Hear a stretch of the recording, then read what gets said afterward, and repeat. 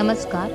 आज सावित्रीबाई फुले यांच्या जयंतीनिमित्त त्यांच्यासाठी काही ओळी समर्पित. जरी काळोख्या वाटा तरीही चालत सदैव जावे, जरी काळोख्या वाटा तरीही चालत सदैव जावे, जाता जाता या ओठांवर गीत क्रांतीचे गावे, जाता जाता या ओठांवर गीत क्रांतीचे गावे. डोंगर वाटा तुफान लाटा तमा नसावी काही, डोंगर वाटा तुफान लाटा तमा नसावी काही, ठाम असावा मार्ग आपुला दिशा दिशातून दाही, ठाम असावा मार्ग आपुला दिशा दिशातून दाही. स्मरण करावे क्रांती ज्योतीचे वाचून इतिहासाला, स्मरण करावे क्रांती ज्योतीचे वाचून इतिहासाला, स्वातंत्र्याचा अर्थ खरा मग कळेल अक्षराला, स्वातंत्र्याचा अर्थ खरा मग कळेल अक्षराला. हाती लेखणी आमच्या नसती जर का आली तेव्हा, हाती लेखणी आमच्या नसती जर का आली तेव्हा, कळले नसते सूर्य उगवला नभो मंडपी केव्हा, कळले नसते सूर्य उगवला नभो मंडपी केव्हा. या ओठांनी सदैव गावी सावित्रीची गाणी, या ओठांनी सदैव गावी सावित्रीची गाणी, तिच्या प्रयत्ने आम्हा लाभली अमृताची वाणी, तिच्या प्रयत्ने आम्हा लाभली अमृताची वाणी. वंदन तिचला करूया सारे कर जोडोनी आता, वंदन तिचला करूया सारे कर जोडोनी आता, आणि तिच्याच चरणी झुकता राहो माझा तुमचा माथा, आणि तिच्याच चरणी झुकता राहो माझा तुमचा माथा. मला बी शाळेला जायचं, पण काय करणार, मी पोरगी आहे ना, मला बी शिकायचं आहे, मला कोण शिकून देत नाही.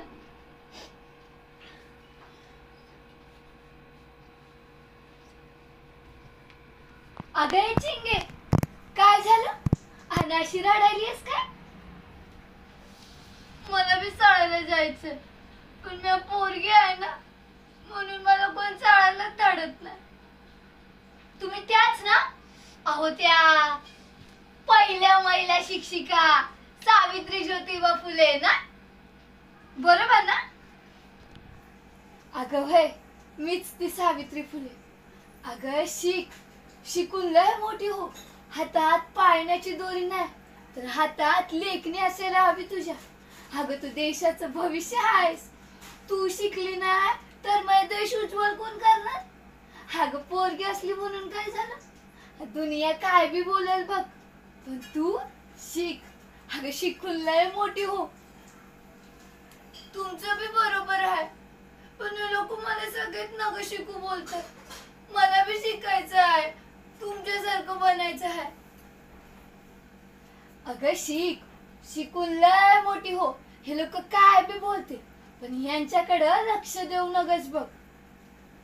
आता मी अभि शिकणार, मी अभि शिकून तुमच्यासारखं बडा आदमी बनणार. मला बी शिकायचं आहे. शिक आणि 4 पोरींना बी सांग मी जे सांगितले असते. बरं